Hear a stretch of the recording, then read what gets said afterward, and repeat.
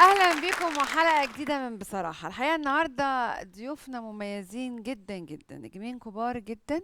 ولكن ضيفي الاول ضيف مميز جدا جدا جدا، لانه ضيف يقال عليه انه مطرب حقيقي. وصعب جدا ان احنا نلاقي مطرب حقيقي الايام دي، مطرب ممكن يبكينا وبيضحكنا، ممثل جميل جدا جدا، حقق ايرادات عاليه جدا. معانا الفنان حماده هلال. ايضا عشان بنتكلم عن الايرادات، فمعانا برضو نجم بيحقق في السينما ايرادات عالية جدا، ولكن بيختلف عليه الناس ساعات، وبيقدم فن مش عارفة نقدر نقول عليه شعبي ولا ايه، ولكن هو لون جديد الناس حبته جدا فيه، بيتميز بيه، محدش عارف يعلى عنه فيه. فنان سعد صغير. ربنا يخليك. زي ما انا قلت ضيفين مميزين جدا، ولكن في فرق جامد قوي في الفن اللي انتوا بتقدموه. آه، ما اقدرش اقول على حمادة هلال انه فنان شعبي. ما اقدرش اقول كده. لا، شعبي حضرتك، كلنا شعبي. اللي بيتبرى مش شعبي يبقى مش لا ابن انا ما بلد. قلتش بيتبرى، بقول الفنان حمادة هلال ما يصنفش مطرب شعبي هو خالص. الشعبي عيب حضرتك؟ لا، مصنف لا شعبي. لا، هو الشعب مش عيب طبعا. مش عيب يعني هو حضرتك. هو يعني يعني انا اتولدت في منطقة شعبية، بس الواحد بيحاول بقدر الامكان ان هو يعني ما يفضلش في مكان ينوع واحد. يعني. يعني انا شايف ان يعني دايما لما بتبقى على وتيرة سكة واحدة. واحدة بيبقى العمر قصير، مبيبقاش طويل يعني. موافق الفنان حمادة هلال ان اللي بيبقى ماشي على سكة واحدة طول الوقت بيبقى عمره قصير، يعني لو فضلت تقدم نفس النوعية طول الوقت، يعني مثلا زي شعبان عبد الرحيم. لا، استاذ شعبان عبد الرحيم ده طبعا ده استاذنا. هو استاذ شعبان، هو الناس حباه كده. استاذك شعبان عبد طبعا ده الرحيم. ابويا مش استاذي كمان. مم. واب اي حد طبعا. استاذك في ايه؟ في الطرب يعني؟ في الطرب وفي الجدعنه وفي كل حاجه، ده اب لينا يعني حضرتك. انا اما تيجي تتكلمي ما تتكلميش على غنى احنا بنتكلم على انسانيات. لا فزي انا بتكلم على فن دلوقتي. بفضل ربنا سبحانه وتعالى سعد صغير الناس حباه كده. ومش انا جيت حضرتك حبيت اغير، يعني حبيت اغير سنه الناس. انت تعالى خليك زي ما انت مم. بس. حمادة زي ما بنقول الاغاني اللي هي بتبقى اللي بتفضل زي المهرجانات دلوقتي مثلا، مم. اللي هي بتبقى ماشية على وتيرة واحدة ونفس المزيكا ونفس أيوة. الاغاني، متقدرش تعرف ده من ده.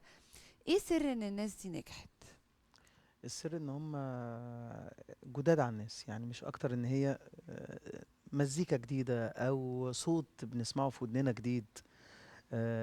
وكمان الناس يعني الناس محتاجة دوشة أكتر يعني. مش عارف، حسيت إن الناس. بتسميها دوشة؟ طبعا دوشة طبعا. سعد أنت مالك مفيش والله، يعني مفيش حاجه. يعني أنت مش ايه، عارف. مش مع حمادة انها دوشة؟ يعني مش عارف. لا، دي ناس اخترعوا وعملوا حاجه مزيكا كويسه وحلوه. مش أنا والناس مش بتقبلهم بغلط. يبقوا شغالين 100 100. حماده بس في اول لقاء كده يعني هو بتاع بيقول لك مش شعبي، لا كلنا شعبيين. لا، مين اللي قال لك؟ ده أنا شرف ليا إن أنا أكون. لا يا ماشي. سعد، على فكرة أقول لك على حاجة. أنا شرف ليا إن أنا لو اتحطيت في وسط المطربين الشعبيين اللي هم معروفين، اللي هو زي الفنان محمد رشدي، الفنان محمد العزبي. معظم اغاني عبد الحليم حافظ اغاني شعبيه. في فرق من الغنى الشعبي، فرق من غنى البلدي. ده موضوع تاني. طب انت إيه، انا اسف بس اسمعني انا جاي لك انت بس. بيعجبك سعد صغير؟ سعد صغير بيعجبني، بيعجبني. بيعجبني طبعا سعد صغير. يعني انا مش بنافقك، انا سعد صغير. ماشي لو ماشي. مش مؤمن بيك اللي انت شخصيه يعني محترمه اخو ومجتهد اخوات يعني. وبتضوء، صدقني مش عشان ماشي ماشي كاميرا خلاص، ده، رد عليه لا بس اسمعني حماد بس. اخوات يعني. مش عشان خاطر كاميرا دايره دلوقتي اه اللي انا بقول الكلام ده. اه لا، انت مجتهد. اه يعني يعني بالمعنى اللي هو بينحت في الصخر. ليه قدام الكاميرا بتبقى حماده هلال الطيب اه والجدع من البلد. يا عم، ايه في الكاميرا، اعمل ستوب وانا ونشوف ماشي. يعني ليه نتكلم. لما دلوقتي لما انت تكلمني دلوقتي الانتاج بيقول لك يلا عشان سعد، رديت قلت له ايه ده وانا اطلع مع سعد؟ انا مش متفق اطلع مع لا سعد. لا حماده والله. اجيب كريم بس انا اقول سعد، فقال لك ده سعد. قلت له رحت انت رد قلت له ايه واحنا هنعمل رقص ولا مش عارف ايه؟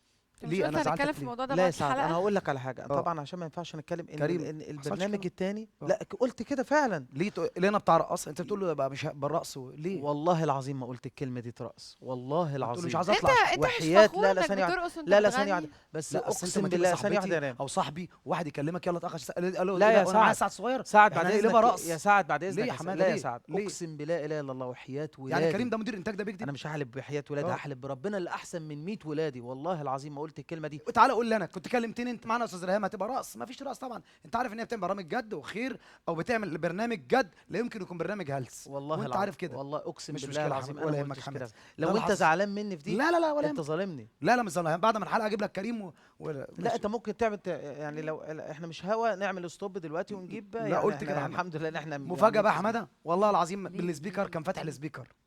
يلا يا استاذه. الكلام ده بعد الحلقة ماشي ولا؟ لا ماشي ولا يهمك. طيب. ولا يهمك. ال الأصل اه والحياة قبل ما الواحد بيبقى مطرب وبيبقى معاه فلوس و انت من الناس اللي قعدت في شبرا اه وما غيرتش المكان اللي انت اه. فيه ليه؟ قبل ما اخش الغنى ده حضرتك انا كنت يعني بطبل او بعمل اي حاجه حضرتك. انا انت كنت بتطبل اصلا؟ عيلتي مبسوطه بفضل ربنا. كان ابويا مقدم في قوات مسلحه وامي عندهم ورث كتير. فقبل ما ابقى في وسط الفن ده وانا راكب عربيه من قبل ما اغني. اهو بتضحك عليه يا حماده احمد؟ انت ضحك. بتضحك عليه؟ تريق ليه اه يعني؟ مش فاهم. لا لا ما بتريقش يعني انا مستغربك. معانا فيديو نشوفه مع بعض. لمين يعني؟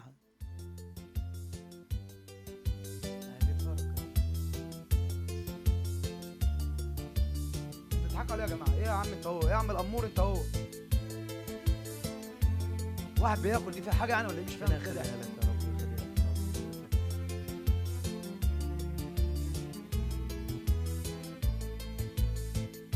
يعني بيتك كان بسيط. يعني ايه احنا وايه يعني؟ بيت مين بس حضرتك؟ لا بتقول مقدم في القوات المسلحة دي حضرتك دي اوضه، حضرتك جايبه اوضه ما جبتيش بقيه الشقه لحضرتك. دول 6 اوض. هو ايه المشكله يا سعد؟ انا مش عارف الناس بتضحك عليه. مش عارف. هو ايه المشكله؟